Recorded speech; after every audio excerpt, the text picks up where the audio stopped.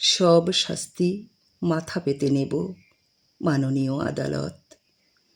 আমি তো এসেছি এখানে স্বীয় অপরাধ স্বীকার করতে।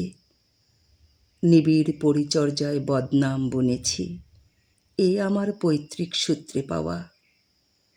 কিছুটা ভুল ছিল সত্যাভাসে, কিছুটা বিশ্বাসেও। আমারই শস্যে ভরে উঠেছে বিরোধী উঠোন, অথচ চৈত্রের পোড়া পিঠে জোটেনি এক ফোঁটা বিশ্রাম আমার। অধিকার চেয়ে অন্যায় করেছি, বলুন হেন কৃতকর্মে কি শাস্তি লেখা আছে বিধানে?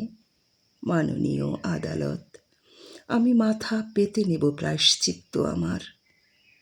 হে আমার ধর্মাবতার, সততার জ্ঞানেই তো ছিল আমার শিক্ষার প্রথম অধ্যায়।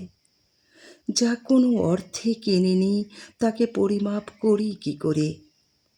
আমারই সত্য চুরি করে ধনী হয় চাতুকর, অথচ কি অসহায় চেয়ে থাকে আমার সরল দুটো চোখ।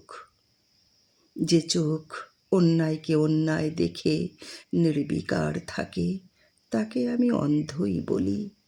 আমি অন্ধই হয়ে গেছি ধর্মাধিকরণ, আমি অন্ধ হয়ে গেছি। বাহিরে লুট হয় স্বপ্ন, জানালায় জড়ো হওয়া রোদটুকু আমি দেখি, অথচ দেখি না। নৈতিকতা যদি বিবেক না হয়ে নিয়ম হয়, তবে আমি হেরে গেছি। সৎ ও ন্যায়সঙ্গত কারণেই আমার বিচার হোক। আমার শিক্ষা আমাকে দণ্ডিত করুক, দ্বিখণ্ডিত হবার আগেই আমায় শাস্তি দিন, আমি মাথা পেতে গ্রহণ করি। আমি তো বলতেই এসেছি স্বীয় অপরাধ। নিমগ্ন এই মাটির দেহে নৈতিকতা ক্ষয়ে রাখিনি প্রমাণ।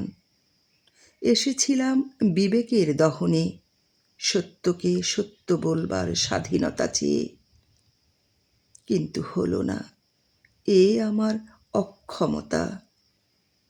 মাননীয় ধর্মাধিকরণ, যেখানে সত্যের শক্তি নেই, বিশ্বস্ত বিশ্বাস নেই, ভালোবাসারা ফিরে যায় অন্ধের গলিতে, সরলতারা ঠকতে থাকে বারংবার, সেখানে মূল্যবোধেরই বা কী দাম? সেখানে উচিত অনুচিত বলে কিছু কি থাকে? আমাকে ঘিরেই তো রাখে দণ্ডের হাতিয়ার, ধর্ম সংস্কৃতির ব্যবসায়ী শিকল। আদর্শ উচ্চারণের সাহস কোথায়? রাজনৈতিক গেরাকলে কত সত্যের ফাঁসি হয়ে যায়। মুখোশ মারিয়েই তো হাঁটি। যেখানে সত্য সততা আদর্শতারাই ভয়ে বাঁচে, সেখানে মানুষ বাঁচে কি করে? হে আমার ধর্মাবতার, আমি অনেক দোষেই দোষী, আমাকে শাস্তি দিন। এ আত্মপ্রতারণার চেয়ে ফাঁসি উত্তম।